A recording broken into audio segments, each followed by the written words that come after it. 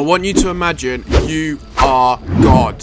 Omnipresent, omnipotent, and omniscient. What would you do? If you haven't stopped to meditate on those attributes, you might say, I would make my dream house, or I would give myself all the money in the world, or I'd make myself the biggest celebrity the world has ever seen, or I would learn all the secrets to the universe. But all these desires come from a place of lacking. Humans need shelter, food, acknowledgement. But what if you didn't need these things? God doesn't need a place to live. He is everywhere. God doesn't need to learn the secrets of the universe. He designed it. And God doesn't need riches. He is in lack of nothing. So I ask you again, if you were God, what would you do? Meditate on these characteristics of God first. God lacks nothing, so God doesn't need anything. But what does God want? Before we answer this, let's look at what God did first. He created the angels. Yes, not the earth, but first he created the angel. We know this as in Job 38. It talks about angels singing in the creation of the world. The angels had everything compared to us. Immortal bodies, advanced intellect, and the power to cross between the heavens. They never tired nor hungered, and were always in the presence of God, receiving life directly from their creator every moment. But some wanted more. How you are fallen from heaven,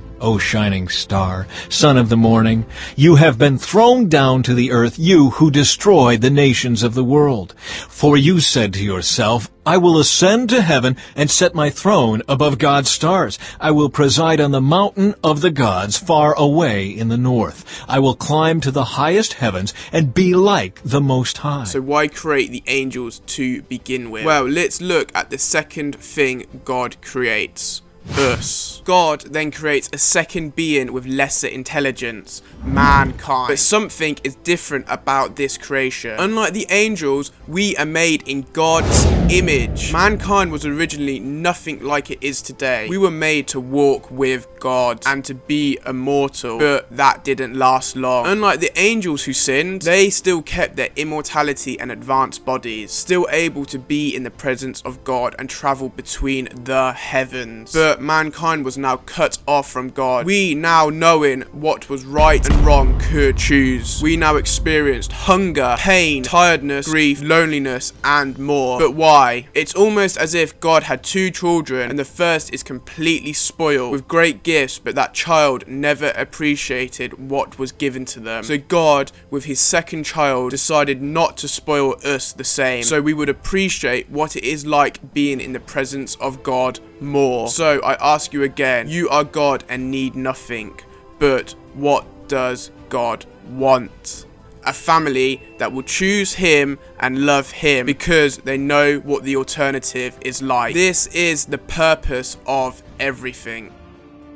This is what a lot of Christians miss when it comes to God. Many Christians today fail to recognize the purpose of their lives. Modern day preaching and teachers have twisted what our purpose is, making it all about us and the great things God can do for your life and how he can make you so great. And although God can do all these things and does, out of context, this misses the whole point of what God's purpose is for you. He wants you to choose him regardless of gifts and powers and signs given. The people who are closest to God are the ones who have been so far away from his love, protection, and light that they never want to go back. They hold on to God more and more with each suffering they face. God could have created us like the angels to not suffer, but he didn't. I'm not saying God causes suffering, he doesn't, but in suffering we are made strong. To choose the opposite to suffering, love. One verse that comes to mind is Romans 8:23. Not only that, but we also, who have the first fruits of the Spirit,